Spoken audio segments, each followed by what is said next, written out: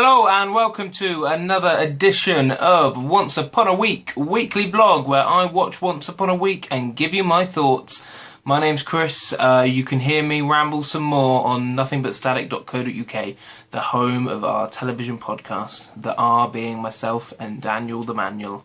That's not actually his middle name. He doesn't have a middle name. So yeah, fun fact for you guys.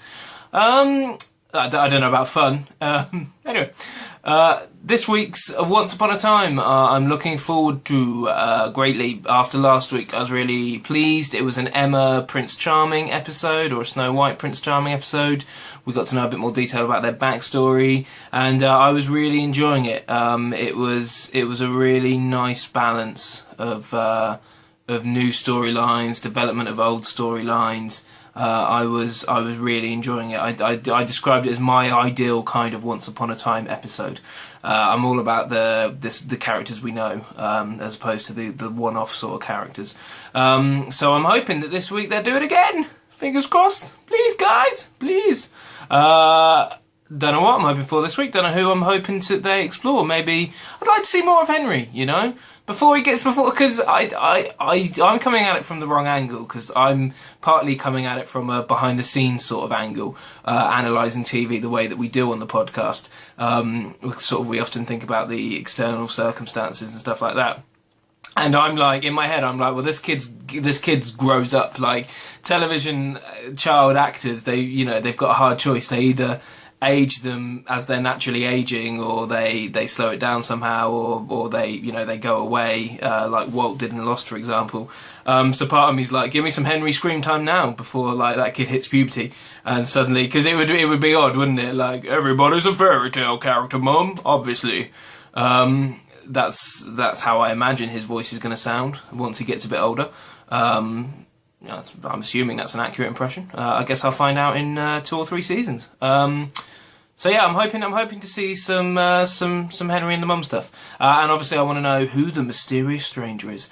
So I'm gonna go watch the episode. I'm gonna find out what I think, and then I'm gonna come back and tell you what I think. Here we go. The chicken guy from Breaking Bad is the genie from Aladdin. Shit just got real. Shit got real. Yeah. Whew. I assume he's the genie from Aladdin. Like, he's a genie and there's 3 wishes and stuff, and he says the spiel. I really don't know fairy tales that well. But yeah, anyway. So this week's episode centred upon that. It's centred upon the former newspaper journalist, disgraced in a previous episode, who plays the person who's always in the evil queen's mirror, which I think did happen in the original fairy tale. Yeah. That's from there. I'm sure of it. So we deal with his story in the present and in the past. Okay. So in the past, we look at how he went from being a genie to having 3 wishes to being with her, and then it turns out he killed the king, Snow White's dad. And then in the present, we see him form a relationship with Emma, which turns out to be all to help the queen. What was lovely is, even though logically he hasn't got his memory, because no one does, apart from seemingly the Queen and Rumpelstiltskin, although they've not really clarified that out loud. But anyway, even despite that, it still felt like the fairy tale story was really almost more than ever informing the present day story. Like at the end, you were like, oh, he's in love with her here as well, or infatuated with her here in the real world as well. Even though really all the subtext to that was in the fairy tale world, which is lovely. Really, really nice stuff. I mean, I suppose you feel it with Emma and David, who they also explored in this episode, because you go, oh, well, the reason they think they have feelings for each other and the reason they're developing feelings for each other is because they developed them in the fairy tale world. But this was almost different. This was Emma and David. You could tell there was something between them, regardless of whether you saw the fairy tale stuff or not. this felt like the fairy tale really naturally added to something that we weren't necessarily seeing anyway. Really added to the character, which was lovely. Interesting as well, because we've not really explored his character. So to explore his character was really fun and cool. And I think that's the key. Like, I don't mind that. I don't mind, like, for example, if the next episode explained the stranger, that's fine, because we've sort of been teased with the stranger who's a writer who's now got the book. So to see like that, just to clarify, I'm cool with it. Doesn't necessarily have to be Henry, as I said I wanted. Although it did make me laugh because he was in the first scene again. So I was like, oh, well, all I need to do is say what I want, and it works out. But then the episode was about other things. I don't know if we're ever really going to get an episode about him. Are we? Hopefully, that'd be cool. But if we don't, then I guess that's how they handle the child actor growing up thing. But we do, yeah, so it doesn't have to be about Henry, it doesn't have to be about Emma, it doesn't have to be about Snow White and Prince Charming. But I just like it when it's not about completely random characters we've never met. I just want to clarify my position on that in case anyone's going, well, this wasn't really exploring someone we knew that well. We did still know him, we'd been introduced. If it explores Little Red Riding Hood and Grandma, which I'm quite looking forward to, actually, I'm looking forward to that. Whereas if they tomorrow went, I don't know, here's Beauty and the Beast or something like that, that would make me be a bit like, it's that's out of nowhere if we just see Beauty and the Beast for like one episode.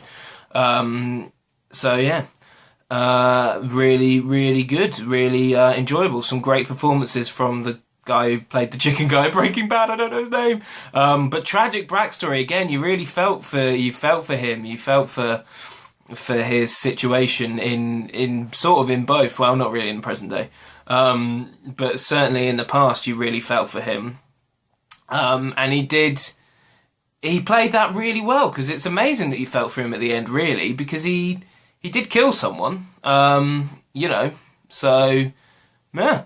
He clearly took some lessons on Walter White how to remain pitiful and a murderer.